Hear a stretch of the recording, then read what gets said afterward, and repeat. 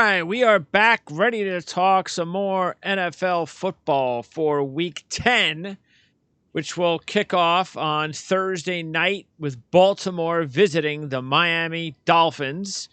A lot to talk about with Ryan Dunleavy of the New York Post. Ryan, we are now past the midway point. Still a lot of football to go.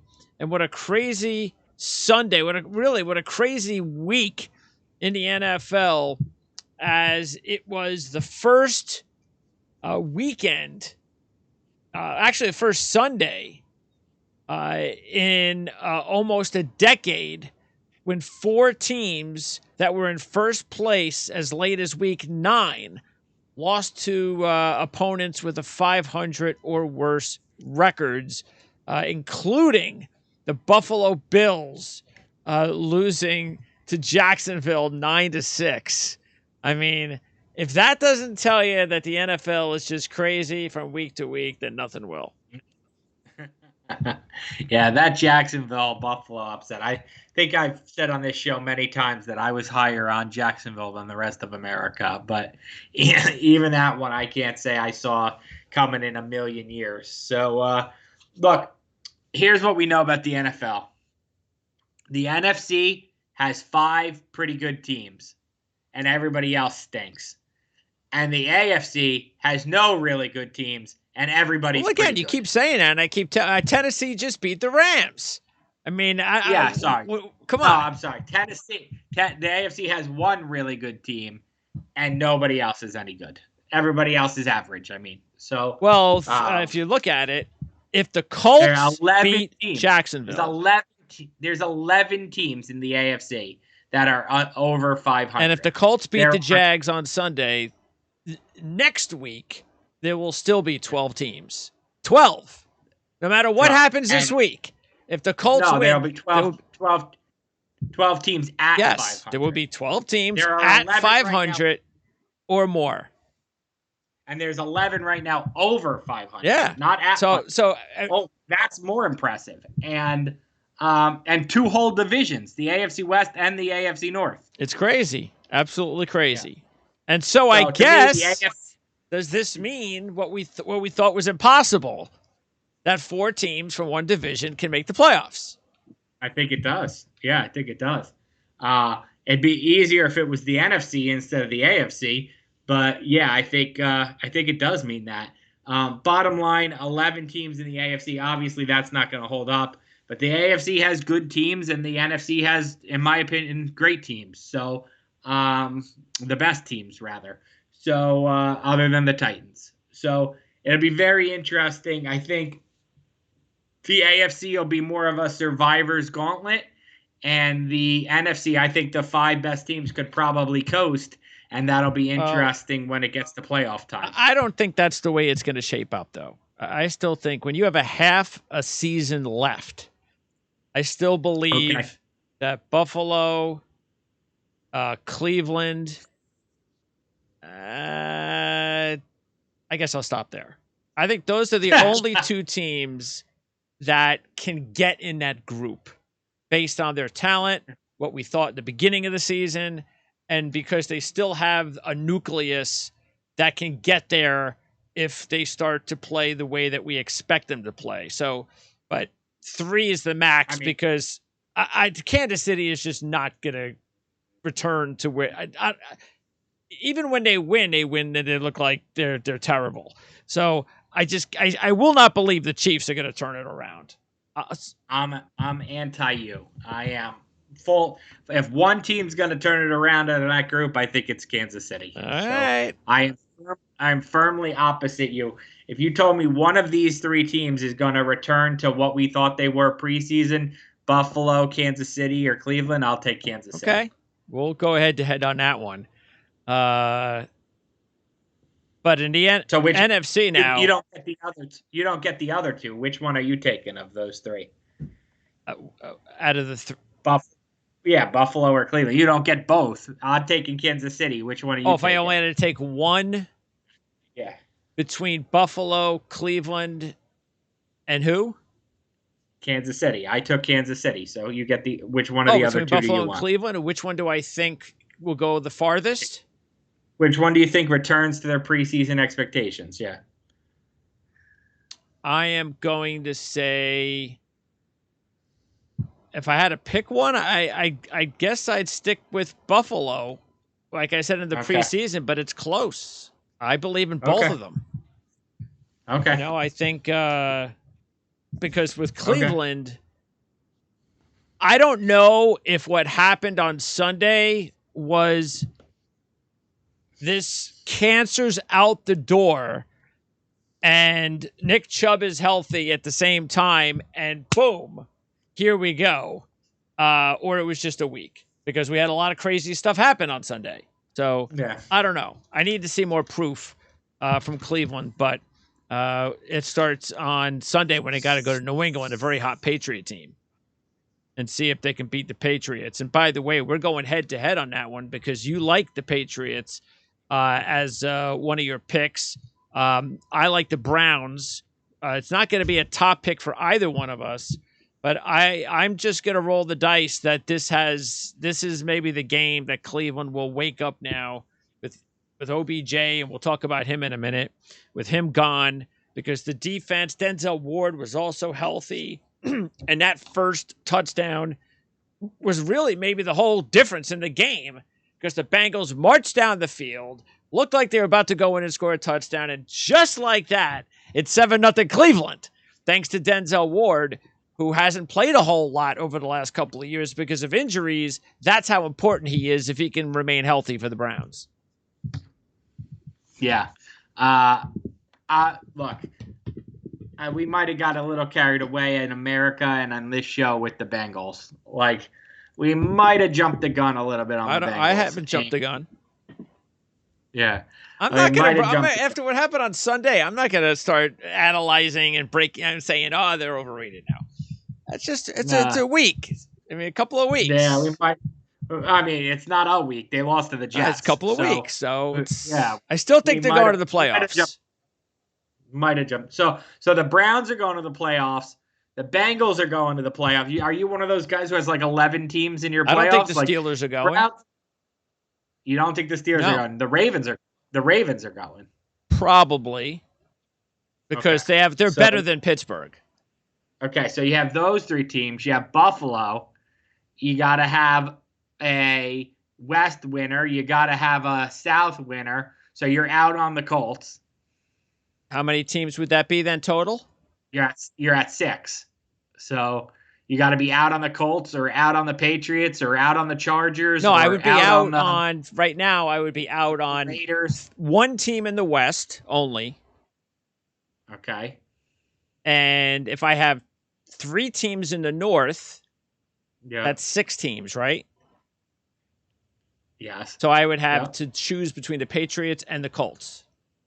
The Patriots, the Colts. I would choose between the Patriots and the Colts. That's what I would do. So you've given up on Denver, who you had preseason. Well, again, you're saying I've given up, but I'm just saying, if I had to say right now, those would be the teams that I think are the better teams right now. Denver, we both like Denver, by the way, this week as a top pick. You have them as your 5-star. I have them as a 3-star because it just sort of like Cleveland. Okay, you did something miraculous, great, and you did win the week before. So don't tell me you're going to lose to the Eagles now. You know? So I believe in Denver enough that they could beat the Eagles. It's not like they're trying to win 2 big, playoff caliber teams in a row. So, but whether or not that means that's going to carry them further, we'll see. I still can't believe in. Again, the problem with me with Denver is I expected more of Teddy Bridgewater.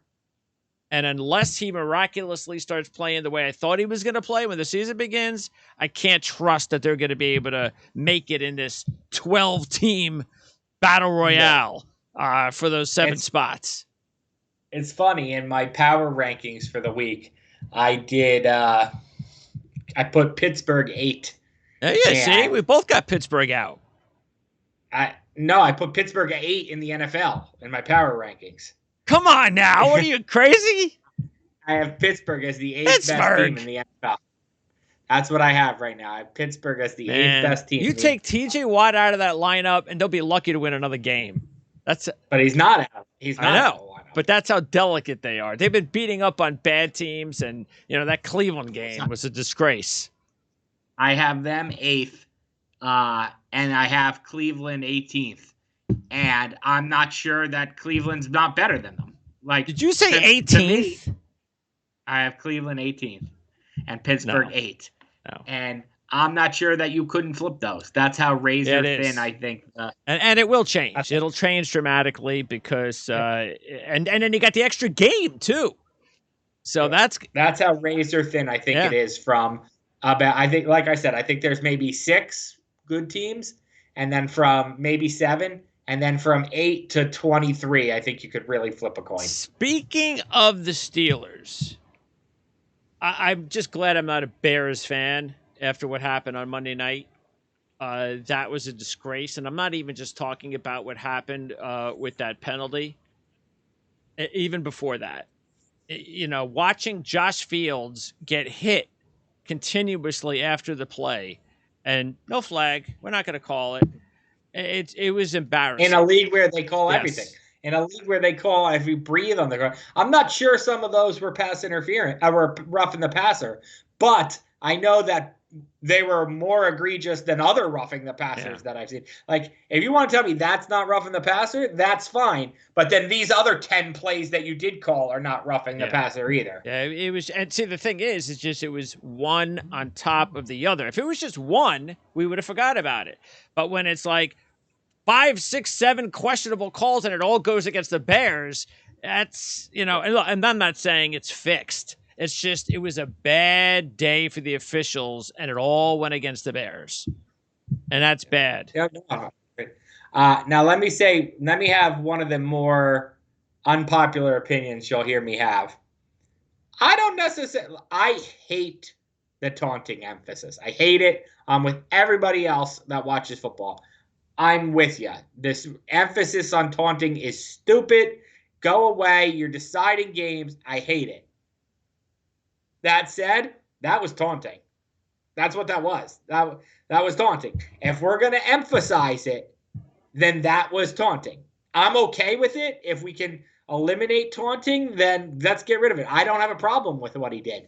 But if we're going to emphasize taunting, then that was taunting. The only thing was, you don't look at the other sideline and taunt them. That's what he was doing. Yeah, but the only difference was that, and I had not seen this. This is the first time I've seen it called in this way, is I haven't seen the taunting call from somebody that was, half the field away. I haven't seen that yet.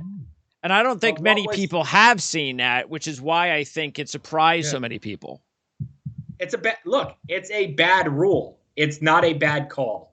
That's how I feel about it. And then top it off, the reaction the official had when he decides to hip check the dude was like, dude, what are you doing? That was worse. But I'm going to take the official at his word that had nothing to do with the flag. No, I agree with that. I just think that he kind of let his emotions go. I mean, that was a disgrace. Yeah, I don't know what it was, but it definitely had nothing to do with the taunting. So, yeah. But that's bad for the Bears because the 7th seed in the NFC is Atlanta at 4-4.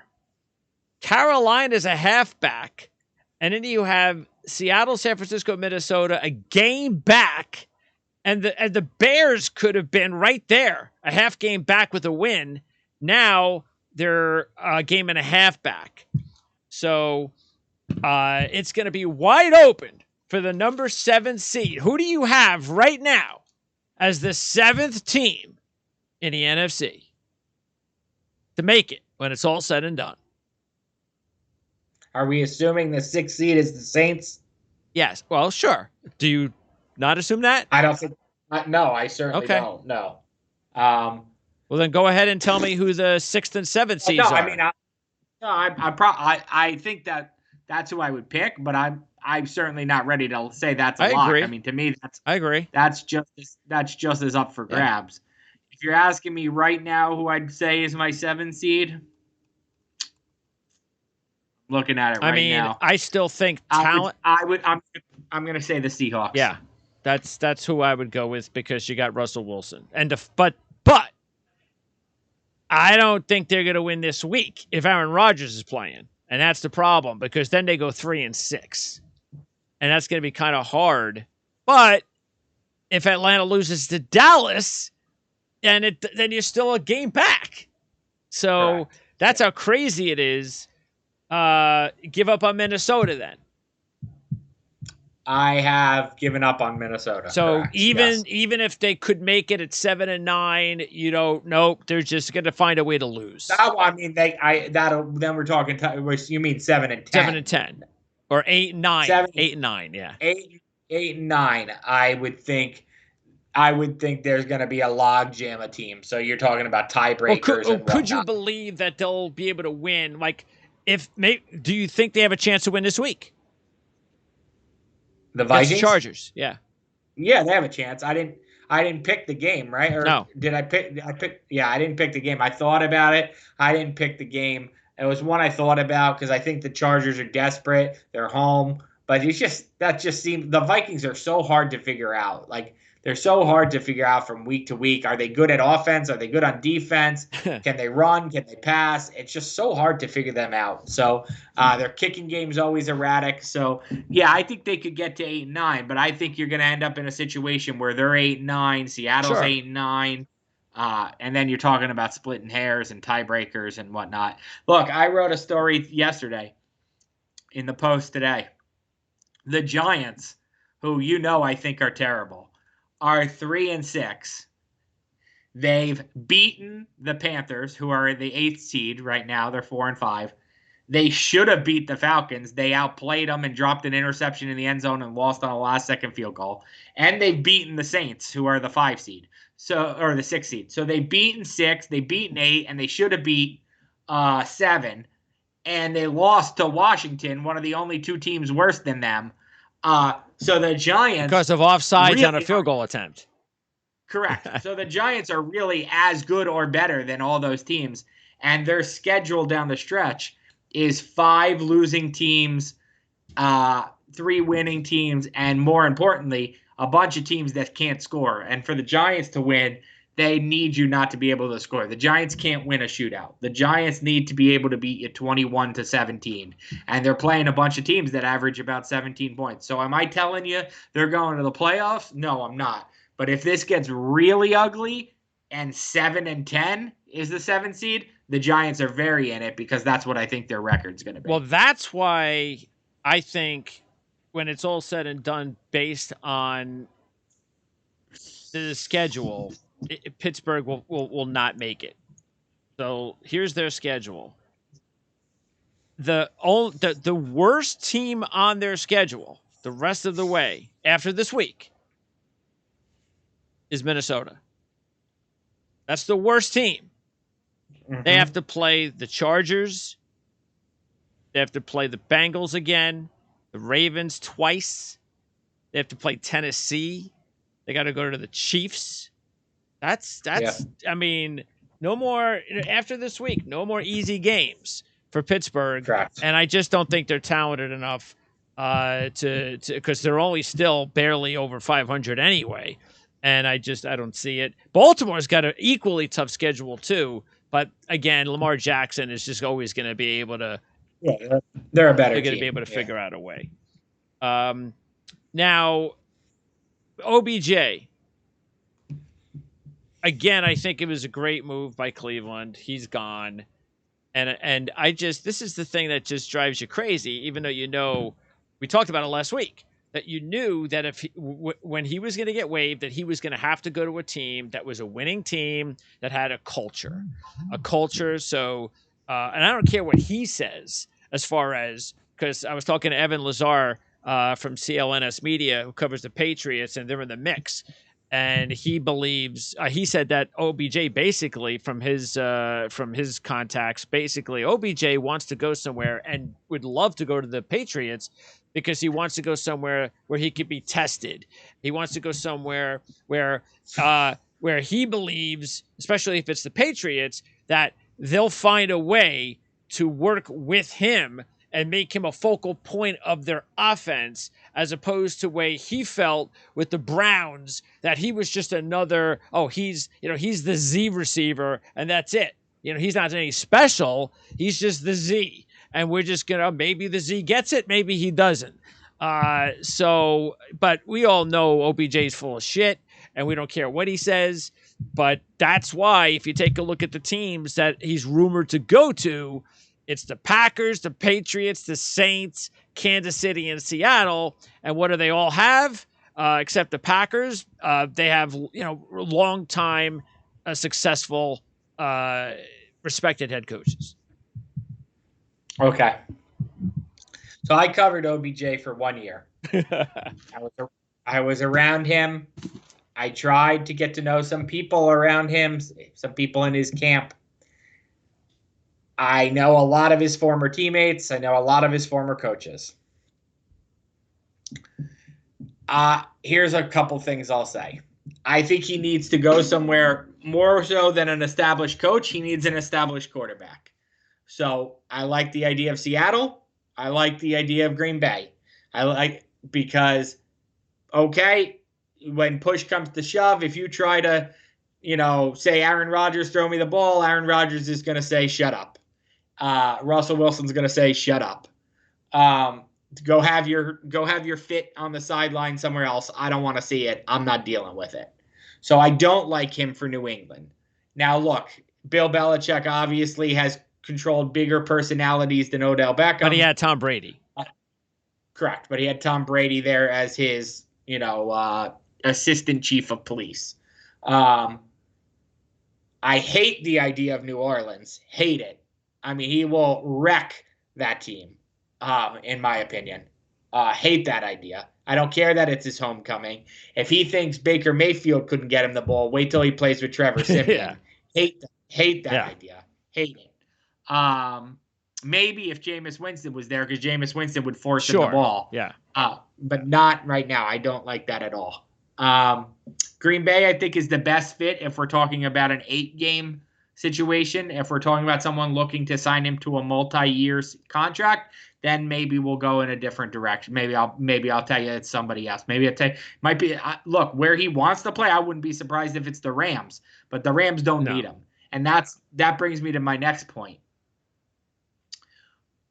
When has so much been made of the 50th best receiver? Like, I'm sorry, that's just what it is.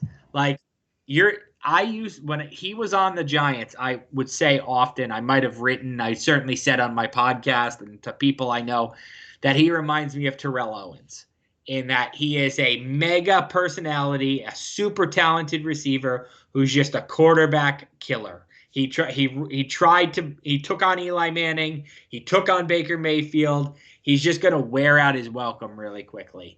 And I have come to realize in the last 3 years that was such an insult to Terrell Owens. Like, Terrell Owens is a Hall of Fame all-time receiver. Odell Beckham is not sniffing the Hall of Fame.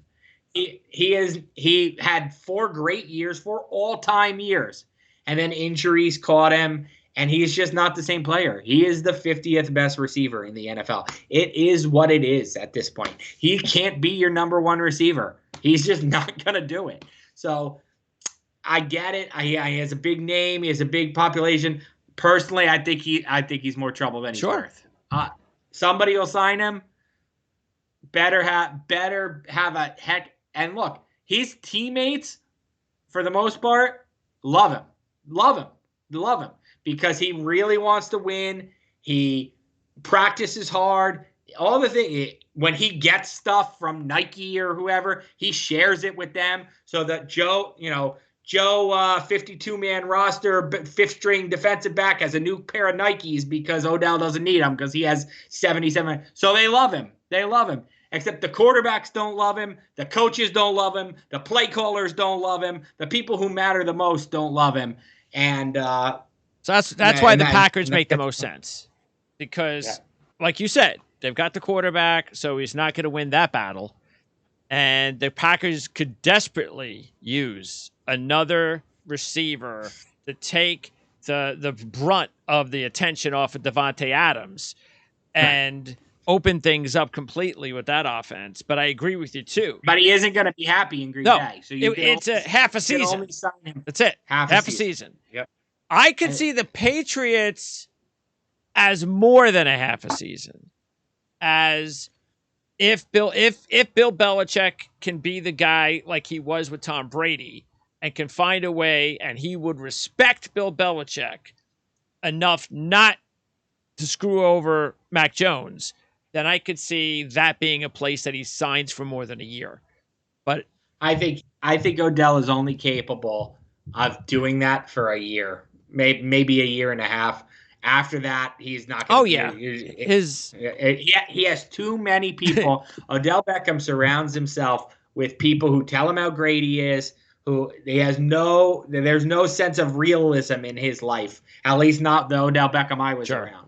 So after a year and a half, people are going to say, hey, man, they're killing you. You should be going to the Hall of Fame. Like, 50 catches for 800 yards? They're not utilizing you right. And it gets in his head, and then, then you have stuff like what his dad tweeted. Who do you think is, if you had to decide, who's a better or worse teammate?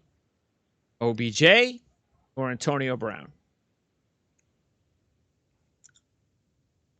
It's hard to say because I've never been around Antonio Brown. I don't know people in Antonio Brown's corner. So it's really unfair for me to answer that question. I would say, who would I rather be teammates with? I'd probably rather be teammates with OBJ because he's never had a run-in with the law. And if I saw Antonio Brown, all I would think about is some of the stuff that was reported about what he did with women and whatnot. And I would think about my wife and my sister, and I wouldn't be able to look that guy in the eye. For all the selfishness that surrounds Odell Beckham, he has never proven to be a bad human being. He's actually a pretty good human being. Speaking of the law, here we go again. This is going on every week now. Dalvin Cook. There's now a situation with Dalvin Cook. And this is definitely one of those deals where, and I know how you feel. I feel the same way. It's like, all right, I guess we'll wait and see what happens. Because I don't want to hear it's the PR kind of deal going out with the agent and Adam Schefter.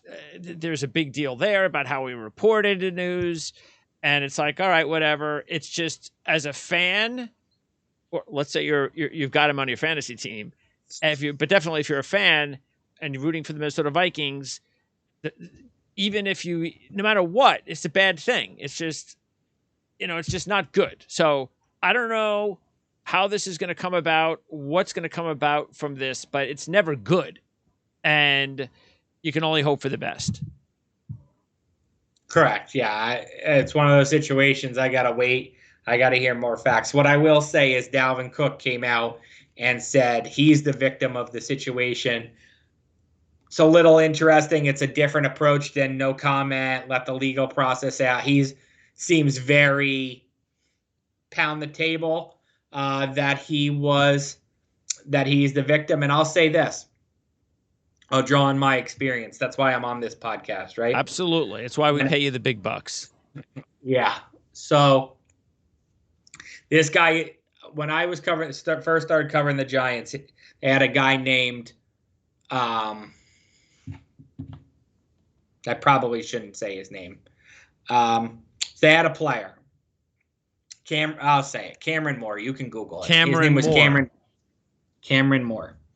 And I found out, I got a tip, I broke the story, that he had been arrested on domestic violence charges. And so I broke the news that he allegedly stepped on a girl's neck, etc., etc. I wrote the story all according to police sources and police documents. He gets put on the commissioner's exempt list and eventually released by the Giants. Well, the legal process plays out, and it comes to find out, according to the judge at the time, over the case, as the facts were laid out to the judge, that this was a case of a guy who was cheating on his girlfriend. The mistress, when he broke it off with the mistress, she went to his house. The mistress and the girlfriend got in a fight. The the girlfriend actually ended up doing the damage to the mistress, not the football player. And so the case was dismissed by a judge who actually called the mistress basically basically said she had a vendetta. She was out to get him. And so Cameron Moore, so then I went and I did a story because I thought it was important to journalistic due diligence with Cameron Moore and his side of the story. But my point is, if you Google Cameron Moore, the first story that still comes up is the story about the domestic violence charges, which, because at least in New Jersey, I don't know if it's most states, domestic violence is different than most crimes in that it is that once the crime is reported, you are arrested, and they don't do the due diligence before you're arrested. They don't do the investigation. They arrest you and then figure it out later. And that is a very important thing when it comes to domestic violence. It's not that you're guilty until proven innocent, but certainly in the court of public opinion you are. And so that's I tell all that just to say it is true that a man can be the victim of domestic violence. Yes. And it is true that that domestic violence is different than any other crime. And it is true that sometimes these cases are not what they seem. Yeah. I have no information on Dalvin Cook. I have no idea if he is the victim. I have no idea if he's guilty. I have no idea if it's a misunderstanding. I have no idea. I'm just saying I learned my lesson in reporting these stories, and is that it's very important when I'm talking about one now with Dalvin Cook to draw on my past experience that there is definitely more than meets the eye. I'm not sure if there's more than meets the eye with what Henry Ruggs did. That might be really, really simple. Yeah. This is not. Did you say that Moore when the news came out, Moore was suspended? He's put on the commissioner's exempt list. So yeah, basically suspended. Okay. And so would that change today? I don't know. But Dalvin Cook wasn't arrested. There's no criminal charge, so he can't be put on the. So when you're arrested, you're automatically put on. You're not automatically, but you can be. Yes, you're not. But you can't be without an arrest, if that makes sense. If you're arrested, you can be put on the commissioner's exempt list. If you're not arrested, you can't be, which is why Deshaun Watson is not, because there's no criminal charge. That's why Dalvin Cook can't be, because there's no criminal charge. So do you think if Moore was a star player that he would have been treated the same way? By the police or by the NFL? No, if he was a star player, they would have left him on the commissioner's exempt list till the trial was complete. Then he would have got dismissed. Then he would have returned to the Giants. So you still so that's why I was saying if it automatically would have been put on the exempt list. So if he's a star player, you still think chances are he would have been put on the exempt list. Oh, correct. Yeah, absolutely. Okay. But then once he was clear, he would have got his job back instead of never getting a shot in the NFL. How long was it between the time that he was on the exempt list and he was cleared? No, I think it was July to October. Not that long at all. So, okay. And yeah. What? He just never. How long ago was this? 2019. Is he not in the league anymore? He is not. Never got another chance. Okay. Was he drafted? By the Saints. He was. Yep. Okay. Interesting. Yep. All right. So we'll see what happens with the Vikings moving forward. Mike Zimmer, we both believe Mike Zimmer, this is it for him. As a matter of fact, even if he makes the playoffs at 8-9, that just cannot be good enough. I mean, They have got to make and look, I think Spielman has done a pretty decent job as long as he's been there. Now, maybe he's been there too long, but I think he's done a pretty decent job of drafting talent.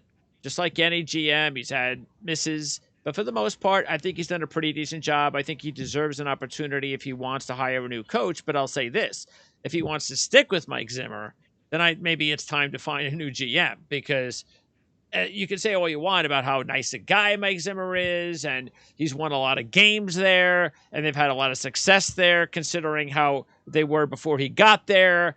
But he's been there a long time, and it's time to move on. And it's time also to find a new quarterback, and that's not the easy part either. But, they've got to make some major changes in Minnesota. Not a good year to be looking for a quarterback. We say that all the time. I think you'll see a lot of recycled quarterbacks this year. I think like Marcus Mariota could be a starter somewhere next year. I think you'll see a lot of recycled quarterbacks. That's why the Jets, if Mike White plays well on Sunday, the Jets, like I said, sign him up, give him a 2-year, $10 million deal. They'll let him get on the free agent market. Because then you'll have Joe Flacco as your backup next year. And that won't be pleasant. Okay, now just quickly taking a look at some of the other games that we like this week. I mentioned that we both like Denver. And so, what do you think about that Seattle Green Bay game? So if Aaron Rodgers does play, and this is obviously not my pick if he doesn't, because the odds will switch, I'm sure. What do you think it'll be? Seattle favored by 3 if Aaron Rodgers doesn't play? Yeah, isn't that what it? Green Bay is a 3-point favorite. So yeah, I'll probably flip. Okay. Yeah, beats. So if assuming Russ plays. Yeah. So who do you like? Green Bay with Rodgers against Wilson, or because Russell Wilson has struggled whenever he's played at Lambeau, which I think I like Green Bay if he plays. If he doesn't play, it might even be more than 3 points. Jordan Love did not look ready to play in the NFL. No, that was not good. And look, I'm not kind of surprised. Some of me is not surprised because of the fact that he's a guy you knew was definitely in need of major mechanical changes. But he's not a rookie. No. He had all last year. But I think he needs I think that's what I'm saying. He needs 2 to maybe 3 years. He's so off on his mechanics that I think it was going to take a while before. Look, he wouldn't even played if it wasn't for the injury. So he definitely wasn't ready. He was just stuck in there. But yeah, he's, next year, maybe, but yeah, that's not a good look for the Green Bay Packers because Aaron Rodgers is probably not returning. So not a good look. After that game, if I was Brian Gutekunst after that game, I would have said, "Hey, Aaron, about that whole thing last offseason. My bad. Whatever you want. You want Odell? I'll trade Jordan Love. Will that make you happy? Yeah. I'll trade Jordan Love for 2 sevens if that'll make you happy. So, my 5-star pick this week, by the way, is I'm just going with the team that made me money last week on the upset, and that's Tennessee. I know why the line is 3. The line is 3 because Sean Payton does this all the time. And even with and without Breeze.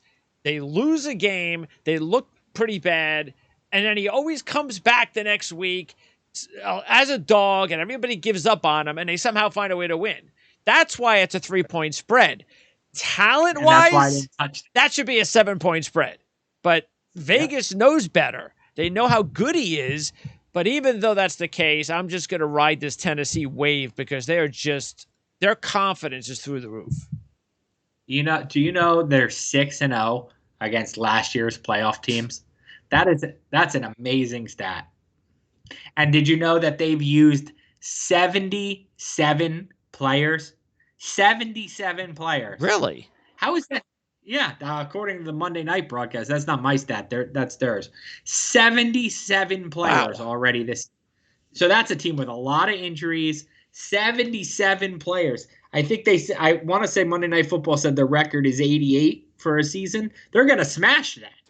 Yeah, well, I think one of the reasons probably too is because you're talking. I mean, the one thing I'd have to know is what are they doing with that practice squad deal? Correct. So you throw that in. That's definitely one of the. But they have had injuries at receiver, obviously running back, but that was just recently. But even they lost their number 2 running back earlier in the season. Right. Even the practice squad, you're getting. It's only 2 guys a week, and if it's the same guy, 2 weeks in a row, that only counts once. So I mean. Yeah, you're right that It's not an apples to apples thing because you get 2 more players on game day now than you used to. It's still an incredible number. Put it this way, it's still the most in the league this year, and they're the best team in the league this year. So that tells you that, look, they built a deep team. And it's just a shame. Depth should be rewarded. It is so a shame about Derrick Henry now, the way things are going for that team.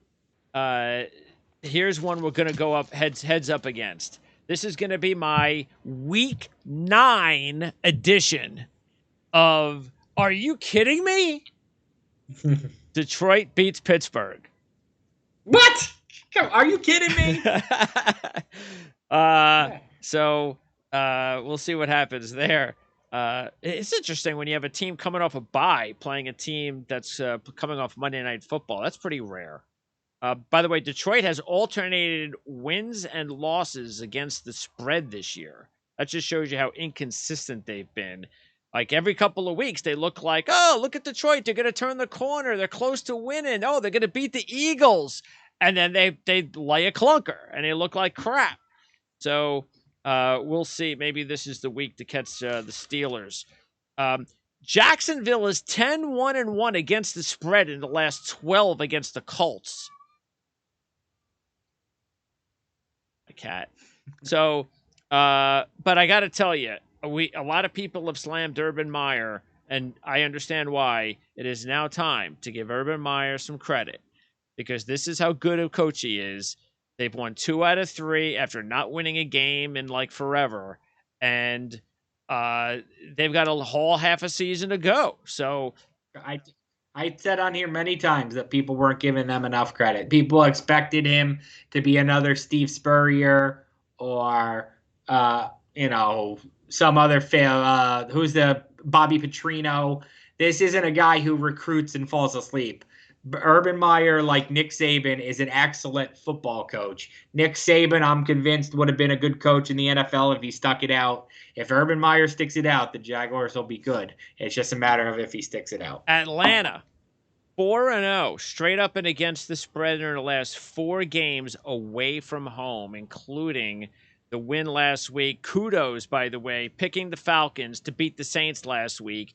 You are kicking major buttocks as far as the upset picks of the week. You have hit on 8 out of 12 on the upset picks.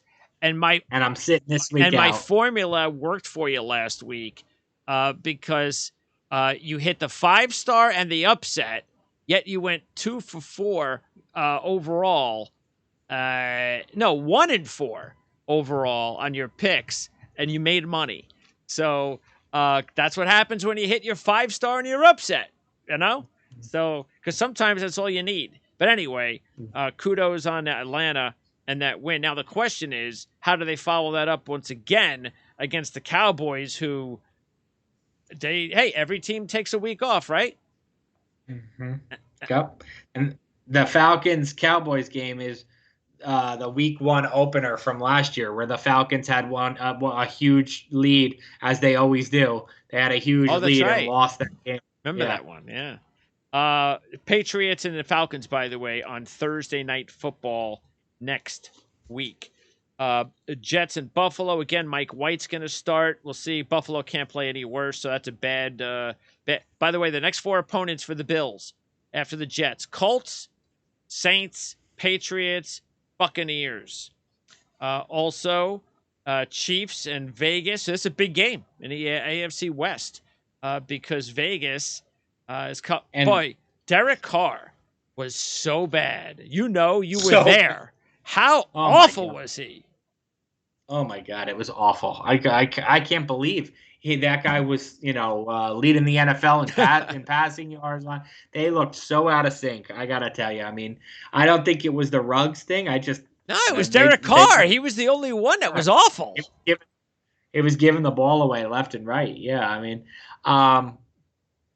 that was crazy. That was, put it this way, that was the Raiders team I thought they were going to be in the beginning of the season when I mocked you for picking them as a playoff team. And then I got all in after they beat Pittsburgh and Baltimore to open the season. And now I'm like, oh, okay, that's kind of like turned into a pumpkin. Well, that's why look, everybody can have a bad week as a team, a bad week as a player. I expect Carr is going to rebound.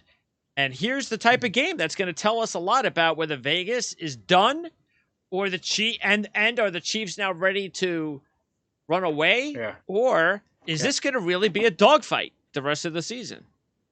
So I did a story. If people want to know what's wrong with the Chiefs, it's funny. As I ask people right now, not last week when the Giants were playing the Chiefs, I started asking people, what's wrong with the Chiefs? And they came back to people are using the blueprint the Raiders have used to give them trouble over the years. And it clicked in my head, Super Bowl week, January of this year, I did a story that people can still find on the Post about what the Raiders did to the Chiefs to make them look normal. And this was, the Chiefs won whatever, they were 14-2 last year. And what the Raiders were the only team who beat them when it mattered before the, end of the season loss when, Chad Henne was playing. And I did a blueprint on what the Raiders did, and it's actually what everybody else is copying now is what the Raiders did last year. And I talked to Brian Baldinger at NFL Network and Chris Sims at NBC, two of the people I think are the best film gurus in the NFL, and they laid it out. And I thought, I went back and read that. I'm like, that's exactly what people are doing now. Like, if Sims and Baldinger saw it, then the rest of the defensive coordinators saw it. That's what they're copying. So that's why you would see me jump all over a line when the Chiefs are, a 2.5 point favorite. I'd say, give me that any day of the week. But I stayed away from it because of the Raiders and just the history there that they are the originators of what people are doing to the Chiefs. So they probably, now that the Chiefs are seeing a lot of it, they probably have a couple offshoots of it too. A couple even wrinkles on what they already did. So they might be a step ahead of Mahomes, as hard as that is to and me. And that's on Sunday Night Football, so it should be a crazy atmosphere in Vegas for that one. And the Monday Night Football game, this is actually one of my top picks as well. The Rams as a 4-point favorite against San Francisco. I bet you didn't know this, that the San Francisco is 1-11 in their last 12 home games. Wow, I did not know that. No. Does that include? Is that only in San Francisco, or is that when they had home games in Arizona? It's no. Actually, I think I heard it was Santa Clara. Okay. Now, how many games were in Arizona? Two or three or something? Yeah, 2 or 3 last year. I think they said it was in Santa Clara, but either way. And by the way, the funny thing is that the one win against the Rams. They've beaten the Rams 4 straight times, but the Rams have covered 9 straight as favorites of 13 or less after they've lost a game. And they've also covered 5 straight after a straight-up favorite loss versus an opponent off a straight-up favorite loss. Bottom line is the Rams have done a really good job. Whenever they lose a game, they rebound pretty well. And I expect them to rebound. Look, I know Jimmy G didn't have a terrible game. It wasn't that's the reason they lost to Arizona and Colt McCoy. But I said it again. I just think it's time to almost look, maybe you got to lose one more game against the Rams, division opponent. If that happens, can we see Trey Lance? Because, again, you say the same thing. Yeah, and Josh Fields, people were criticizing him, and I said it before, and I know he had a pretty good game. It wasn't great. It was a pretty good game. I still like what I see in Fields. I like what I saw in the limited action with Lance. I still think all these quarterbacks, I know Mac Jones gets all the credit, and deservedly so, but they've got the foundation in New England. But I just think people, as usual, are being too critical of all these young quarterbacks. It's too early. There's still a lot of talent there. And I think some of these quarterbacks are going to be okay. They just have to play, and you got to give them some time. But anyway, that's the big Monday night game. That's going to end the week. And we'll be back again next week, probably about 24, 48 hours after that one, to talk more about Week 11 in the NFL. Ryan and I will talk Rutgers football, hopefully, over the next couple of days as well. I'm sure we can't wait to dissect that Wisconsin disaster and preview the game against Indiana. So, Ryan, appreciate it. You got working on anything specific for the Post? No, it's Giants bye week. Taking a little bit of a Oh, breather. there you go. Giants bye. So, and who are they playing next week? Tampa Bay. Tampa Bay. Where? Tampa. Oh, okay. You going? I'm not sure. Oh, well, good luck. Hopefully you do. I'm sure you want to go? Yeah, I always want to go to the game. Yep. Especially Tampa. That'd be nice. Yeah, it's the job. The game days are That's the fun part. It's funny. Yeah. Game days are the fun part. You know, the other 6 days, and people are always like, "Oh, your job's so cool. Have fun at work." I'm like, I don't tell you to have fun at work, but the other 6 days a week are work. Game days are fun. All right, Ryan. Appreciate it. We'll talk to you next week. See ya.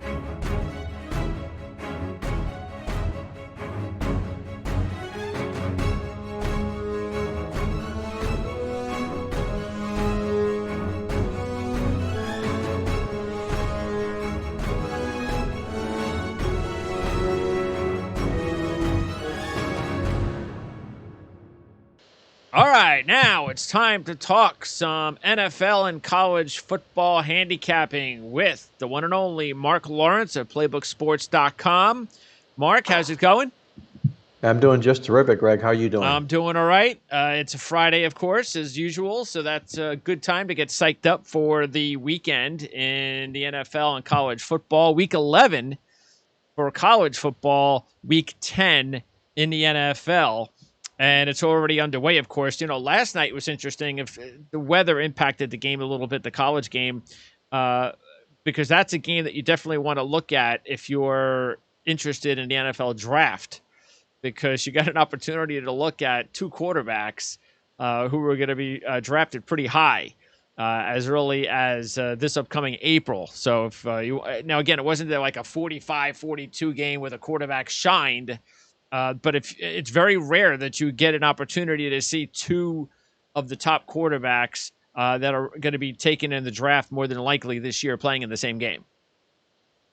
Yeah, taken in the first round of the draft, most likely as well. So, you know, it's nice to see just that. We did maybe perhaps get the game that looked like it was a playoff game or a bowl game, but nonetheless, it's nice to see. And the scouts, you know, they're looking for skills, and they'll evaluate those when their camps come available. But it was still nice for us to tune into two good-looking quarterbacks. And you have to love those overtime games and how they impact handicapping.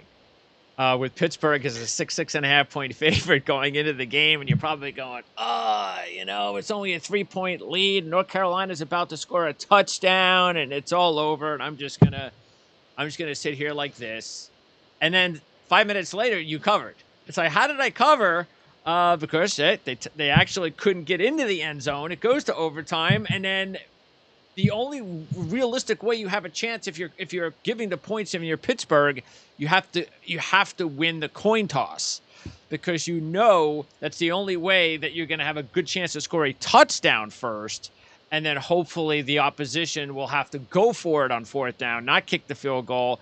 And so for all that to work out for you, if you had Pittsburgh, you were pretty lucky last night. To say the least. You know, you don't go into overtime games with, like you say, 6.5, 7-point favorites and cover them. So it was for sure. If you had Pittsburgh, you can thank the man above. And if you had North Carolina, you came back from that deficit, and you were probably thinking, hey, I'm about to go into the end zone. That's it. I do this. It's over. I've got this. And then even when they tied it, all right, you know, I still got a chance. I still probably have a more than realistic chance. And then you got screwed at the end. So. All right, let's talk about one of the top upsets that I'm going to play this week. And I just feel like I know it's not the NFL. Maybe I'm just getting all this NFL upset stuff in my head. But, you know, even the really good Alabama teams lost in the regular season. All right, they all. If you take a look at it, not all of Nick Saban's national championship teams went undefeated. A good portion of them lost a game, and that was before the SEC championship game, because you're not going to lose the SEC championship game and then move on. And that's kind of where I'm thinking about this Georgia-Tennessee game. I think this is a good spot to roll the dice on an upset, because you have this Tennessee team that is coming into this game. They're getting better and better as the weeks have gone on. Just take a look at what they've done here recently. They lose to Ole Miss when they had the ball late and their quarterback goes down. Now, if Hooker had stayed in the game, maybe they win that game. But they lose to one of the best teams in the SEC by 5. They follow that up with the game against Alabama, where they lost the spread when they were like a 20-something point dog. But they were trailing 31-24 in the fourth quarter at Alabama. Then they go to Kentucky, who was undefeated at home this year, beating teams like Florida and LSU, I guess, and they beat Kentucky. This is the run Tennessee's on right now. Hooker is playing fantastic, and I just think, you know what? If Stetson Bennett goes out there again and plays the way that he did against Florida, eventually Georgia's going to lose. They can't keep winning games with – now, I'm not saying he's going to play like that, but even if he plays anywhere remotely like that, because there's no way I think Tennessee wins the game if Bennett has a good game. But I think if Bennett plays and he doesn't perform all that well, I think Tennessee has a shot to win the game. I just do. Now, they're probably going to lose the game 17-6 or something, but I think they got a shot. I like Tennessee in this football game as well, and you hit it on the head that all throughout the course of a team en route to a national championship, somewhere along the way there was a scare game or two, especially happening on the road at this stage of the season. We call those plays as the Noose Titans, game 10 or later, undefeated, on the road, favored conference game. Those teams are only 33% against the spread because the noose gets tighter and tighter for these football teams. They're just kids, and they succumb to the pressure. Tennessee takes the field here, playing their best football of the season here, feeling awfully good about the fact that the spotlight is on them for this particular football game. I think they take Georgia right down to the wire here as well. And that's also obviously the great point, because again, what I said is I think that this game is going to be, I think is a chance to be close, and therefore I'm going to roll the dice on them going all the way and winning. But if you just take the 3 touchdowns or more that they're getting, and your point is perfect as far as Georgia hasn't had one of those games yet. They haven't gone down to the fourth quarter with like 5 minutes to go, and they're like sweating it out.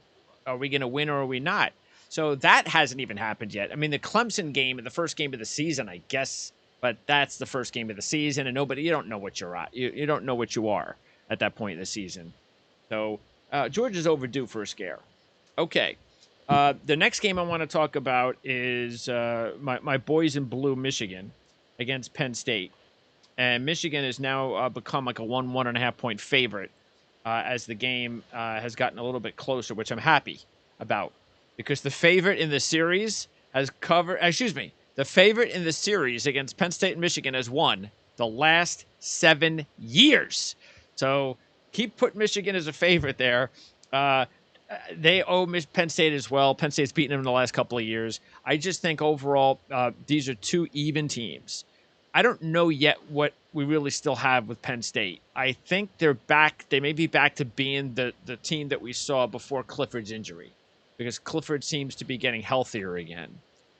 But I just think at this point, I said this after before the Michigan State game, that I still felt that this is a different Michigan team, and even if they lose, I don't see this team being the type of team that is just going to lose 3 out of 4 again. I don't see that. Maybe it happens, because if they lose to Penn State, that's exactly what's going to be talked about. Is here they go again. They can't win games in November with Jim Harbaugh. I just get the feeling Michigan's going to find a way to win this game, and it'll be 8 straight years that the favorite wins in this series. Well, it's a little bit like maybe drawing the analogy of in horse racing, where the favorite had failed so miserably in the Kentucky Derby for so many years, and that eventually came to an end. And it's all because of the horses. not so much the fact that the favorite has failed, but it's all because of the horses that are in the race. In this particular football game, I'm looking at these two teams as horses, and I see one clearly better than the other, and that is indeed Michigan. I can understand why this line moved from an underdog to a favorite. And you talk about Jim Harbaugh gagging this time of the year, most normally against Ohio State, but nonetheless against good football teams. But I'm going to point this out, that in his career, in games, when his team has the better record, and he's coming off a winning cover, he is 40-8 in those football games. And he's in a win situation in this particular contest here as well. I think this is an opportune time for Michigan to continue to make their case for the college football playoff. That will obviously be determined when they meet Ohio State in the championship game. But nonetheless, they have to stay undefeated to do just that. And I believe they'll do just that. They get in and out of Happy Valley with the win in this football game. The only thing I'm a little bit concerned with is the injury factor. Anthony, the wide receiver, the freshman, had that big game, breakout game against Michigan State. He's banged up. And more importantly, Blake Corum, one of their top two running backs, and I think he's their top running back. Corum's going to be a pro, a good pro. And he's banged up. So that's I'm a little bit concerned with that. Okay, next up, let's now move on to a couple of Pac-12 games I wanted to discuss. And the first game that we're going to talk about is going to be Arizona State and Washington. And there are some pretty good trends in both of these games that I want to discuss here. Arizona State. And I liked them to begin with. When I looked at the line and saw they were only a 5-point favorite to begin the week, I was kind of surprised. So, wait. Oregon's favorite by 7. Same spot. They cover and beat Washington as we liked last week. And now Arizona State's only a 5-point favorite in the same spot? Because Arizona State, in my mind, is just as good as Oregon.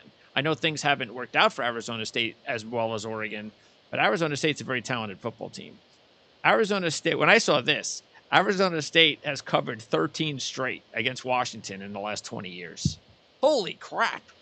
Now, I know they haven't played every year because there's 7 years missing, but still, that's 13-0 in the last 13. And then you got Lake is suspended, which is just going to – you think Washington players are going to, play for Jimmy Lake? I mean, I wouldn't be surprised if he doesn't last after this offseason, when the season's over. I think Washington already realizes that they might have put somebody in charge that is way over his head. I think it's safe to say that Jimmy Lake is swimming in choppy waters right now. And I agree with you. I think if things don't start turning around, he could end up being dismissed at the end of the season if they don't pick up a win between now and then. I think it'll be very difficult to pick up that win against this Arizona State football team, who was on the top of my list of Pac-12 teams this football season until they took a couple of losses. But they're still a very deeply talented football team, and Washington is not. A lot of the Washington numbers that we can make cases for in the past were largely put up by Chris Peterson. And we're not seeing that from this particular Washington football team. I think you can dismiss any side or case, histories and trend to Washington in this football game, other than the fact that they get beat like a stepchild, losing 13 in a row to the spread in this contest here. Much better the team Arizona State in this contest here, and I see the Sun Devils rolling over Washington. By the way, Washington 0-3 against the spread at home against Pac-12 teams this year. Their only win out of those 3 games was overtime against Cal. Next up in the Pac-12 is another one that I really thought. Now, again, same thing. First time I saw the line, Washington State was getting 14. I was like, love the game. Love it. Washington State, again, getting disrespected with the line. How many times will they get disrespected? And before I even looked at all the numbers, I knew Oregon had been struggling this year in this spot. They hadn't played. How many games have they were, it was late, early 4th, late 3rd against Arizona that the game was close at home. They have not played good football at home this year in this spot. So then I looked at the trends, thanks, of course, as usual, to the first go-around, which is always going to be the magazine here, which is right above your left shoulder, the Playbook magazine, before I get to the newsletter, middle of the week. And in this magazine, I find that Washington State has covered 14 straight as dogs of 13 or more versus an opponent off of straight up win. And then 7-0 straight up and against the spread. And I think this was in the newsletter 7-0 straight up and against the spread the last 7 years in game number 10, which I always, a couple of years ago when I first started seeing those things, that's kind of silly. But then I followed Vanderbilt the last 2 years in that spot, and they can't win. What is it, like game 6 or something, where they always lose the spread? It's like going on like 20 years or something. So, hey, this matters. Meanwhile, Washington State 6-0 against the spread in their last 6 games. Oregon 0-4 against the spread at home this year. And by the way, in this division, first place versus second place. And I'm getting 14 points. I'm taking the 2 touchdowns and the 2 extra points. I'm with you in the football game here as well. We know the Nick Rolovich story all too well. And after he was let go, this team has done nothing wrong. All they've done is cash tickets since then. And they cashed tickets because before Rolovich was let go, they were playing some really good football. So that still is there, that talent for this football team. Now, whether they're playing for Rolovich or not, I'm not sure. I don't care. Bottom line here is they're playing some really good football right now, Washington State. And Oregon is a very choppy football team. They'll play sometimes down to the level of opposition. And when you have a battle of first and second place teams, you're not supposed to play down to the level of opposition. But when you have a healthy point spread like this, it can happen. And I believe it will happen in a game like this. I will be deeply, deeply, deeply disappointed if Oregon makes the college football playoff this year. Yes, it will be nice to see new blood in the college football playoff, but don't let it be Oregon. This is a football team that could red-faced embarrass themselves in the college football playoff. Or they can pull the rug and win going out here. It's hard to get a pulse in this Oregon football team because they live in the Pac-12 conference. A lot of value here to Washington State for the way they're playing right now and the way Oregon is capable of not playing in this game. I'm with you on the Cougars in the contest. Well, here's the deal. The reason why I think it's going to be very hard for Oregon to reach the playoffs. Not only do they have to beat Washington State this week, but they got to go to Utah next week, which is the battle of first-place teams in the Pac-12. Then they play their arch rivals, Oregon State, which is no pushover anymore. Then they would have to go to the Pac-12 championship game and beat Utah all over again. It's just not going to happen. And you know what? If they do that, they deserve it. Put them in the playoffs. I just don't think they're going to make that kind of run. Well, the recipe, as you mentioned, you laid out there is perfect. They have to beat Utah twice to make the college football playoff. That's not going to happen. And here's another one, cherry on top. Washington State in the series with Oregon. And this is Oregon. 4-5 straight up, 9-1 against the spread in the last 10. So all those trends, all of them are saying take Washington State. And by the way, I checked up that Vanderbilt one here in the playbook guide. The Commodores are now, after this year, 0-21 straight up, 3-18 against the spread in Game 6 of the season the last 21 years. And they lost to Florida this year, 42-0, getting 39. They just keep obliging, those Vanderbilt Commodores. They may be very scholarly, but they're not a very good football team, and they can be very predictable, as you say. All right, now let's talk, stay out west, but we're going to go with the Mountain West in a big game, because these are becoming big games now. And this is going to be a first-place matchup, divisional matchup between Nevada and San Diego State. San Diego State's about a 3-point favorite in this one, but I'm taking Nevada. And I liked San Jose State. Actually, was one of my upset picks last week, and just like most of my upset picks this year, I just keep getting snake bitten by them. But because they came close to beating Nevada and they couldn't pull it off. But Nevada is just having one of their best seasons, and we knew that before the season. Let's remember they were a road favorite at Kansas State in the Big 12 earlier this year. That's how much respect people were giving this Nevada team. Nothing has changed. Nobody's injured. Nothing has happened. Yes, they've had a loss or two along the way.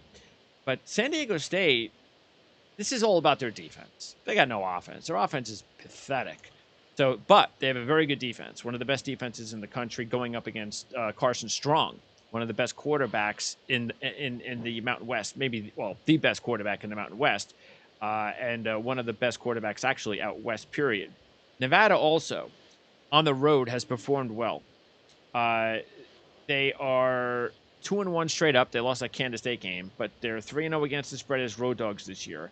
And they're 3-0 straight up and against the spread the last 3 years when they take on San Diego State and that defense. And now they have Strong in his final year going up against the same team that he's been able to beat the last couple of years. So I'm all in on Nevada. I think this is their year. It's been a long time since it's been Nevada's year. I think this is Nevada's year. And if it's going to be Nevada's year, they have to win this football game. I get where you're coming from. I'm all pro Nevada myself all season long. A little bit off track here, maybe coming down the stretch a little bit.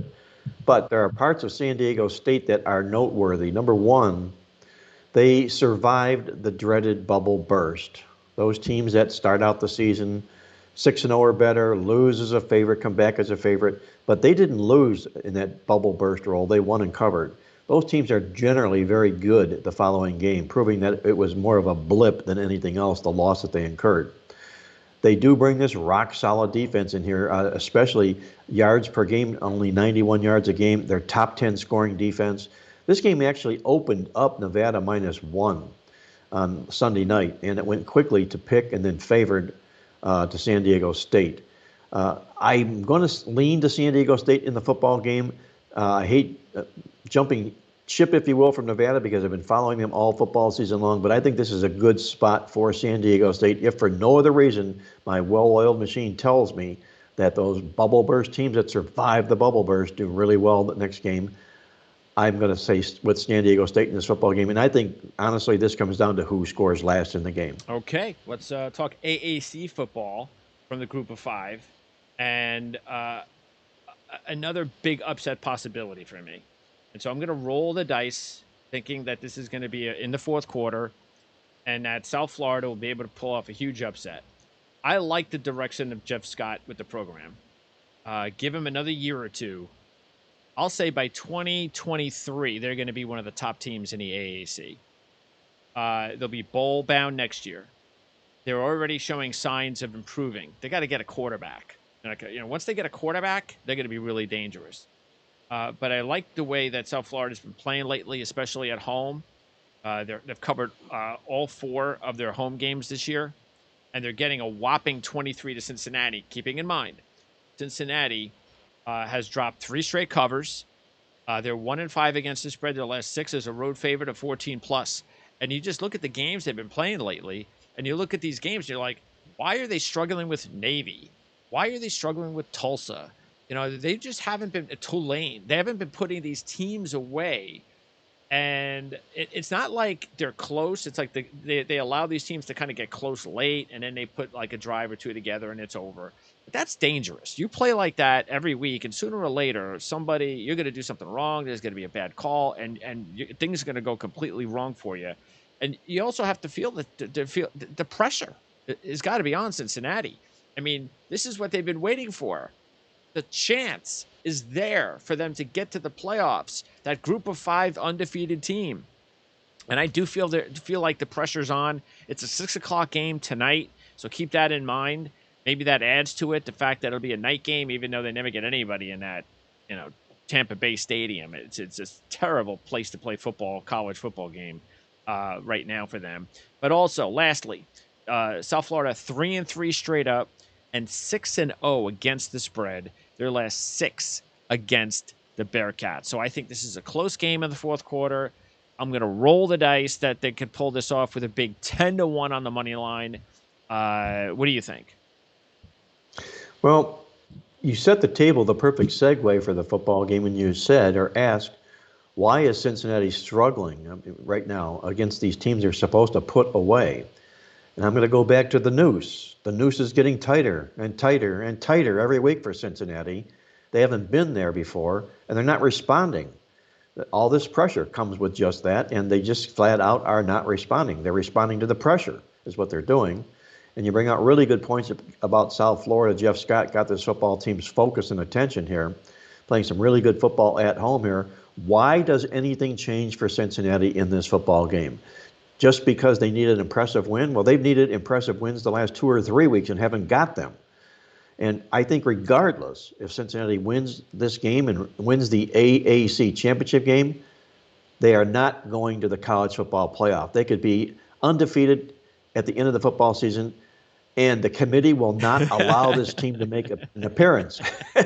They'll finish 5th at best. You can mark that down, Greg. 5th at best if they're undefeated here, because you can make good, solid cases for the Michigans and the Ohio States who can't afford a loss. Obviously, the winner of Michigan-Ohio State in the Big Ten game is going to be that one-loss team from the Big Ten in the playoffs ahead of Cincinnati. So it doesn't matter what Cincinnati does. I mean, they feel there's talk that they can maybe crack the college football playoff. It's not going to happen. And I still feel the pressure's all on Cincinnati in this game. I'm with you. I like South Florida in the contest. They're going to need a lot more losses, like Penn State beats Michigan, Michigan beats Ohio State, things like that. They're going to need those things to happen, which it could, but that's what they're going to need. And we'll see if and look, maybe it works against people going with South Florida tonight that it's on national TV, because maybe Cincinnati will wake up and realize, hey, now everybody's watching us. We better blow this team out. Okay, maybe, but again, I'm not asking anybody to put your mortgage on it. It's a 10-1 money line play. All you got to do is put $5 on it. You make 50. So why not throw a couple of bucks that way?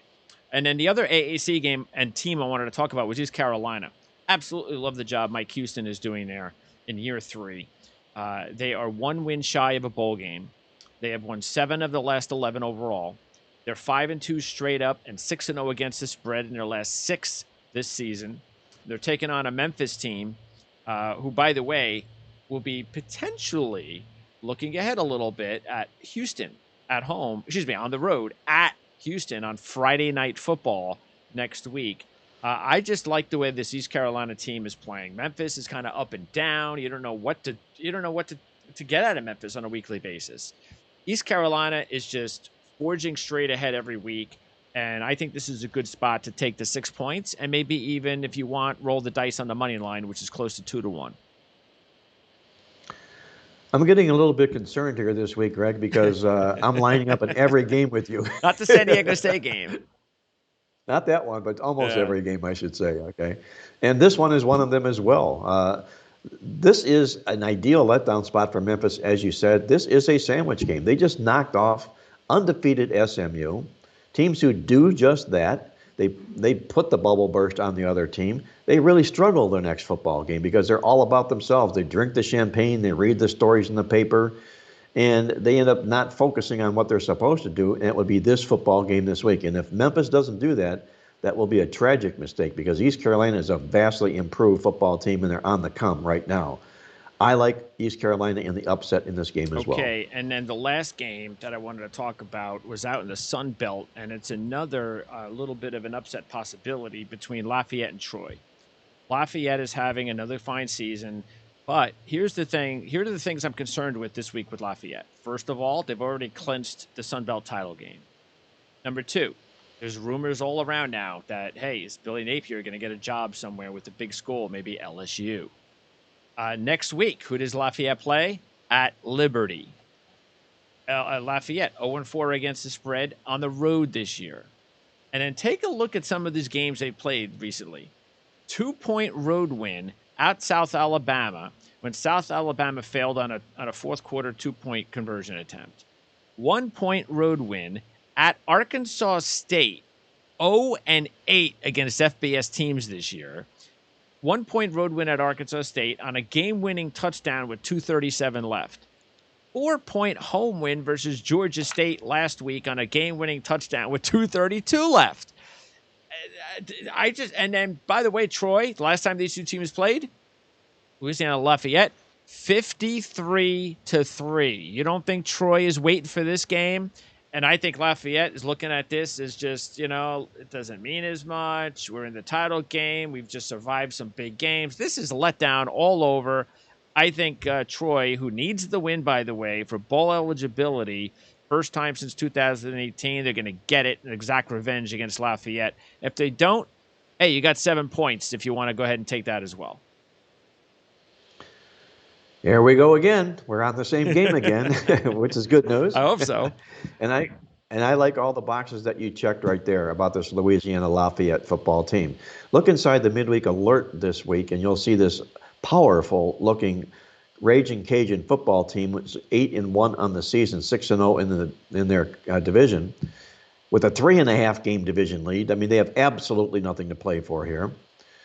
Their stats do not equal their record. They started out really, really slow in the yards. They were winning games and barely out-yarding their opponents here. The other part of this equation is, while teams are going to be after Billy Napier, he just signed a really, really extensive contract extension. Lafayette. So a school's going to have to really reach to buy him out. Now, LSU is a school that can reach, okay? And if it happens, it'll probably happen there. But nonetheless, he is a hot commodity right now. Troy getting no respect and in a run to keep their bowl season alive. These are the spots where upsets occur. I'm not going to call for the outright upset, but I think this is going to come down to possibly even an overtime game, and I'm lining up with the Trojans in this contest. Okay. That is what is going on now as far as college football. And by the way, there were games that we disagreed on. So I was just running through it just to try to see. I know we disagree on some of them. I mean, I like Oklahoma State against TCU. I know you like TCU in that one. And I like actually Florida State against Miami. And I know you like Miami in that one. So there are games we disagree upon. Boy, that Miami-Florida State rivalry. Man, that's... what used to be. Incredible. How long has it been since the rivalry actually meant something? Well, you know, it used to always go down to recruiting, and that was why the game was so popular, so strong, because the winner of that game got the pickings, the big pickings of the recruits. It's not happening this year. You know, Miami's losing recruits left and right every week. Manny Diaz's focus is recruiting on hometown South Florida players, and they're decommitting. Maybe not so much as they were 2 weeks ago, but Miami does not win impressive football games, and Florida State just flat out looks sloppy. This game is not anywhere near the rivalry that it's always been, as you said. Too bad. It was a fun one. Okay, now let's talk NFL, and we're going to start with the big one. This is, wow, thank goodness Russell Wilson's back, and so far it looks like Aaron Rodgers is probably going to play. He's on line to play. Especially since the line is still sitting there at 3.5. Now, let me ask you, if something were to happen and Aaron Rodgers doesn't play, is Seattle a 3-point favorite? I don't think they'll let that happen. And I know Aaron Rodgers is a 6 or 7 point quarterback, but the line that's out there right now is not based purely on Aaron Rodgers playing. It's an if line. If Aaron Rodgers is announced to be able to play, it moves up 3.5 points. If Rodgers doesn't play, it comes down 3.5 points. So without Rodgers, it's more of a pick, is what it'll end up being. Okay, very interesting. Okay. And if that's the case, I would jump all over Seattle the way Jordan Love looked last week. That's for sure. But right now, this is about if Aaron Rodgers plays. And again, I think he's going to, but we'll see. Because a couple of things. First of all, even as bad as Love played last week, the Packers have now covered 8 straight games. So they're still covering games. And also look at it here. They're 3-0 straight up and against the spread as a home favorite this year. They're, as far as I go back, because I was just checking the playbook the last 10 years, that Russell Wilson, the last 3 times he's traveled to Lambeau, the Packers have won and covered all 3. And I remember games Russell Wilson has played in Lambeau, and he hasn't played there very well at all. So that is not a good spot for Russell Wilson over the years. This is a rematch of the 19 divisional playoff game that the Packers won in Seattle, I believe, a couple of years ago. Look, Seattle 11-4-1 against the spread. Their last 16 as a road dog, so I get that. You know, Russell Wilson's back. There's a lot of energy there. But if Aaron Rodgers plays, there's just a better team right now than Seattle. There's just no question about that. Seattle, maybe they'll get better when the season wears on. But Seattle could find themselves at 3-6. And even if they're 3-6, the funny thing is, they could still end up in the playoffs because they're only chasing Atlanta right now, who will probably drop to 4-5 when the week is over at Dallas. So Seattle theoretically can lose this game and still have more than enough time to find a way to get into that 7th spot by the end of the season. Yeah, there's no panic mode for Seattle here right now. There's relief, just given the fact that Russell Wilson's coming back. He's been outstanding in his career as an underdog, 24-12 to the spread, taking points. And you've got Pete Carroll in his best role here, too. He's been 4 times. He's been an underdog coming off a bye week. He's not lost the spread in those games. He's 3-0-1 to the spread. What I like here about this game, about Seattle, is the fact that they have a big playoff revenge chip on their shoulder here. But when they last met 2 years ago, Green Bay knocked them out of the playoffs, so they're coming in here hungry. And Green Bay is as fat as a cat, the best team in the National Football League against the spread this year.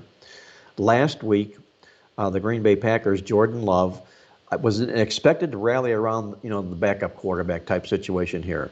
They got the money. They rallied around enough to get the money, okay? And he did not look good, I will say that. But I will say this, that Kansas City just simply blitzed the hell out of him, okay? He stood no chance. I mean, they just blitzed him almost every play. He's going to be a good quarterback. We didn't see a lot of that in that football game, but he's got the skills, the mechanical skills. I don't know if that surfaces in game 2 in his second start. You got Seattle, the hungrier football team here. I'm going to lean to the Seahawks in the contest here, just depending upon what I can take in the game. If Rodgers plays, I'll take 7.5 or 8. If Rodgers doesn't play, I'm hoping to get Seattle +1. So my lean in the game would be the Seattle Seahawks. Okay, next up is the Monday night game between the Rams and San Francisco. And the Rams coming off that loss last week to Tennessee, which was one of my upset plays, and we talked about that last week. And that was a really good spot for Tennessee. We're not going to – that's not – look, and I like Tennessee a lot this week, especially with Kamara's situation. But the Rams now are off a loss. And this is a good time to take the Rams. Matter of fact, they've covered 9 straight as a favorite of 13 or less after they've lost a game straight up. So I like that. And I also like the fact that San Francisco, and I can't believe when I saw this, I had to double check this. San Francisco is 1-11 in their last 12 at home. At Levi Stadium. Yeah, yes. I mean, that's just crazy. The only thing I'm concerned with is the one win is against the Rams. And they've beaten the Rams 4 straight times. But they're 0-4 straight up and against the spread at home this year. And 4 is enough. That was Jared Goff's team. This is Matthew Stafford's team. I don't know what Odell's going to do with this team. He's probably going to screw it all up. But he's not probably going to play on Sunday, which is a good thing. They got the bye. I'm sure they're just going to wait to bring him back in a couple of weeks. So at least for this week, I like the Rams given 4. Well, as far as the Odell Beckham situation is concerned, okay, everybody that likes the Rams is ecstatic about it. Just like everybody that liked Cleveland when Cleveland picked him up. You were filled with optimism, okay? Odell Beckham to join this offense, wow, what a great pickup here.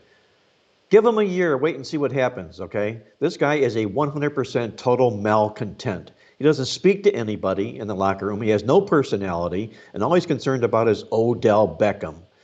His father sends out all of those press clips about him being wide open, and the reason he's wide open is because he runs his own routes. He doesn't run the route that's called. He freelances. He's going to end up being a cancer to this football team. Sooner or later, you mark my words down, it will happen. May not happen this particular football game. Like you say, he's probably not going to play, but he's still in that locker room, Greg, okay? So feel happy if you are a Rams fan, but it's not going to last very long. I can almost assure you that. San Francisco's got their own problems here right now. They can't win football games. They're between quarterbacks. Jimmy Garoppolo is definitely not the answer. We don't know if Trey Lance is that particular answer. And I'm going to sit on my I told you so horse and ride it as long as I can possibly ride it, but they should have drafted Mac Jones with that 3rd pick in the National Football League draft this year and not hocked the future for Trey Lance. But nonetheless, that's all in the rearview mirror here. I liked the LA Rams for the side in the football game because of the way San Francisco is playing and the fact that the Rams are coming off that loss. Usually you got the A team playing the C team and the A's off the loss. that makes a case for the Rams here. But I'm really, really concerned about this Odell Beckham situation. The players might go out there with a lot of false confidence and feel good that all of a sudden we've got Odell Beckham, we've got OBJ on our football team.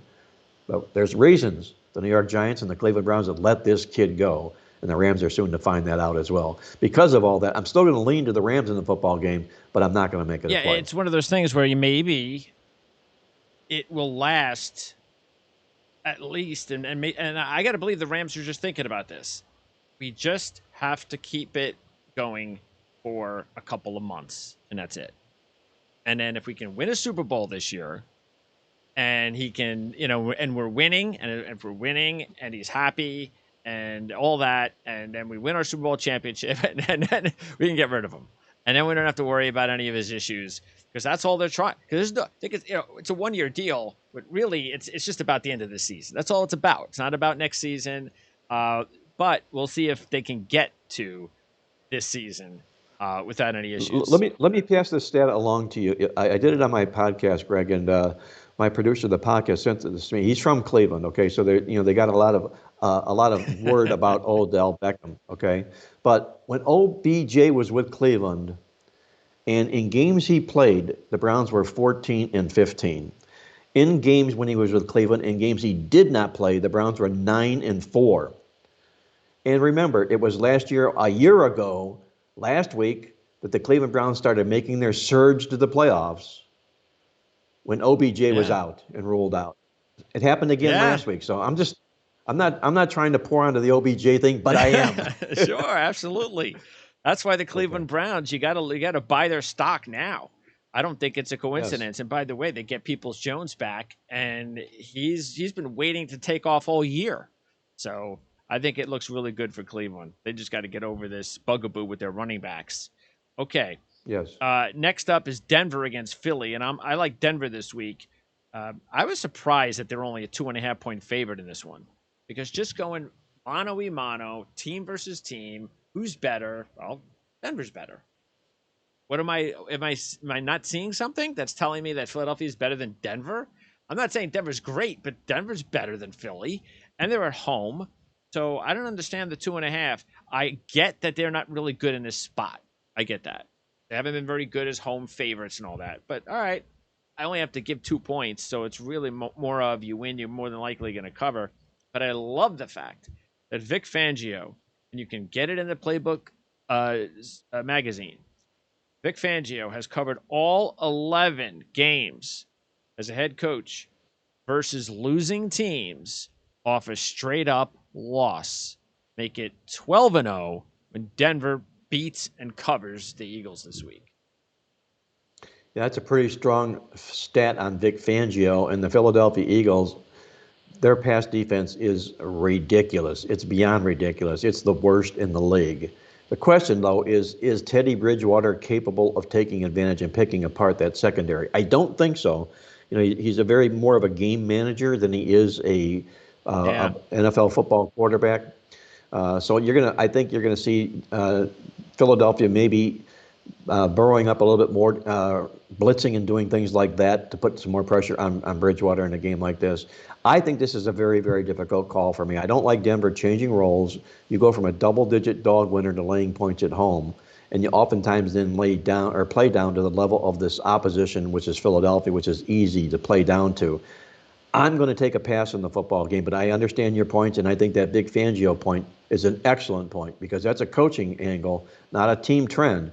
And coaching angles are what you look for first and foremost when handicapping the National Football League. And hey, maybe this is an OBJ thing for Denver that nobody realizes with Von Miller. Because Von Miller goes, and all of a sudden, Denver's defense is looking like the defense we expected all year, and they beat up the Dallas Cowboys. I'm not saying that was the reason, but just a weird coincidence that happened. And look, the AFC West is wide open right now, completely wide open. And we'll see if Denver can take advantage of it. There is a trend in this game, and I don't use them too much, but there were like 2 or 3 this week. And again, in the Playbook Sports guide, you see it every once in a while. You'll see it, and when you look at the NFL, and you look at it in the quarterly reports, which are right here, the quarterly reports. So the quarterly reports, I'll always breeze through just to see if I notice anything that's really big. And I thought there were like 3 really big quarterly reports this week. One was against the Eagles, 2-14 against the spread in their last 16 in games 9-12 when they take on an opponent off back-to-back straight-up ATS wins. So that's one of them.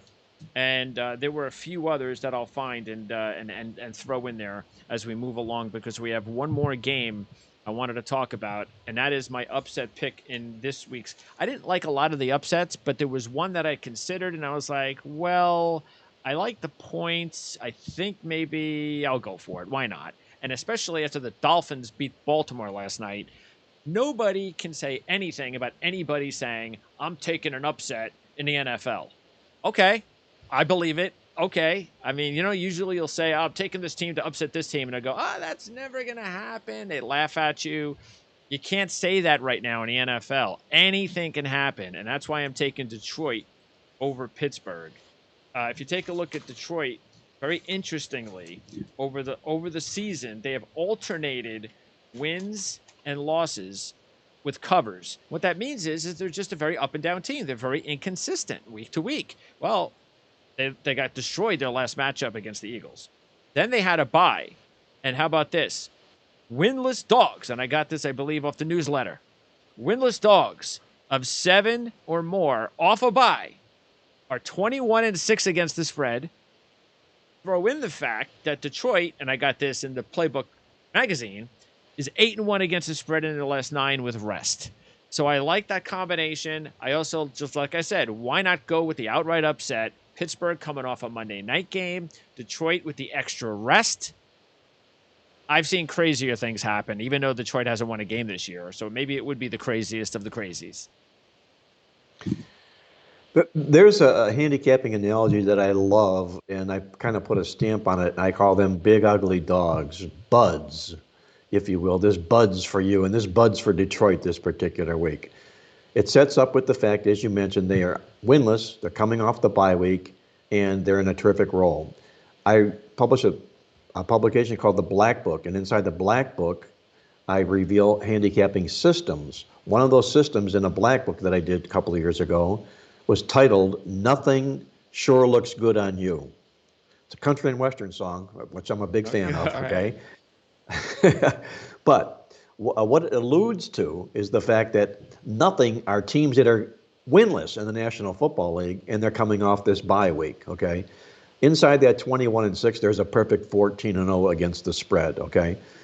Which favors the Detroit Lions in this football game.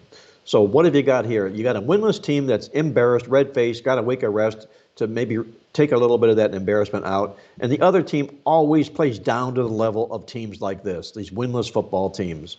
Pittsburgh, they're coming off the huge football win in their last football game here. Easily to play down to the level of Detroit in this football contest here. I like Detroit real well in this football game. If they win this game for their first win of the season, I'm not going to be stunned. But I would be deeply disappointed if they don't at least bring home the money. And look, Chicago isn't like this great team either. And when they beat Seattle in overtime, it's with Geno Smith, the quarterback.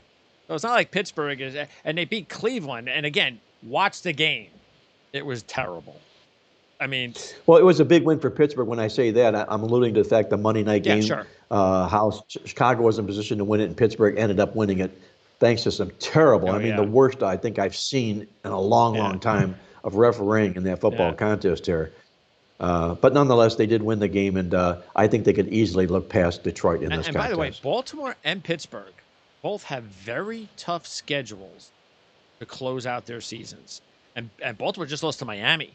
So don't think that these teams are automatically. There are 13 teams. I mean, what is that? Is that the number? There's something like that all have it. If the Colts win, which they're playing Jacksonville, 12 teams will be 500 or better when we talk next week. So Baltimore does not have a cinch to get into the postseason, and neither does Pittsburgh. Pittsburgh has a very tough schedule the rest of the season. A few others. And remember, I told you the quarterly reports. Well, here it is on both sides. Third quarter of the games 9-12 for Detroit. They've covered 12 straight away off a double-digit, straight-up, non-divisional loss. Pittsburgh, games 9 to 12, third quarter, 2-16 against the spread versus 500 or less opponents. Excuse me, as a 500 or greater opponent off a double-digit ATS loss. So that's there. I also want to throw these in for more quarterly things. Arizona, 2-20 against the spread in the last 22 in the third quarter of the season as a 500 or greater team versus an opponent off a straight-up ATS loss. And if you're crazy enough to take the Jets this week, they're 7-1 against the spread in their last 8 as dogs during games 9 to 12. So those definitely come in handy. There's no question about it. I just have not had it happen like this to me as much in 1 week before. And I just want to also mention Pittsburgh is 0-4 against the spread as a home favorite this year, and they're 2-5 against the spread in the last 7 after Monday Night Football. So that is going to put a wrap on it. College basketball season, Mark, does not really get into gear until January because there's a lot going on for you guys behind the scenes in the NFL and college football. But the season has begun, so I guess that's nice to see. But right now, what are you working on? What's because there's just a lot going on. This is the meat of the season. It is the meat of the season right now. I'm using a big play in the NFL this week. It's a game of the month play. We've done really well with our big games. It's all part of a weekend of winners. You can check it out online at playbooksports.com. It's $99. Mention the password Prime. You can pick it up for $89. And we are sort of watching college basketball as it's evolving here. I've never seen anything in my life on what I saw this year, opening day in college basketball. 64 games on opening day. When we put the Playbook football newsletter together, we don't do 64 college football games for a week, let alone in 1 day in college basketball. So it's good you didn't have to do that. So, no, I didn't have to do that, but I do. There's a couple of quick check things that I do, Never and mind. I did use a play on that card. Sick. Yes, so I'm sick today. I'll continue to keep doing that. Yeah, I can imagine. All right, sounds good. So we will look a lot more football ahead. So looking forward to talking with you throughout the rest of. It's only November, so we have a long way to go. We haven't even college football season though will be ending relatively quickly in the next few weeks. But at least we're going to get to a lot of big rivalry games soon, and then a lot of talk about the playoffs and all that. So for those extra 3 games. There'll be a real playoff system soon. All right, that'll wrap it up. Mark, appreciate it. And by the way, John Hardoon and I will be talking some horse racing a little bit later on today. So anybody out there interested in horse racing, John Hardoon from The Sheets is going to be on every Friday, every week. It's not going to change whether there's graded stakes races or not. This is going to be the first week we're going to go in every week, no matter what. And even if I don't like the races, I'm just going to say, John, what do you like? And he's just going to give his picks each week. So that's starting today on our horse racing show, and it'll be posted up on the playbooksports.com website. So, Mark, appreciate it. We'll talk to you again next week. Hey, my pleasure as always, Greg. Give John my best. He's the best. Good luck with the horses this week and the football. Let's hope the ball bounces our way.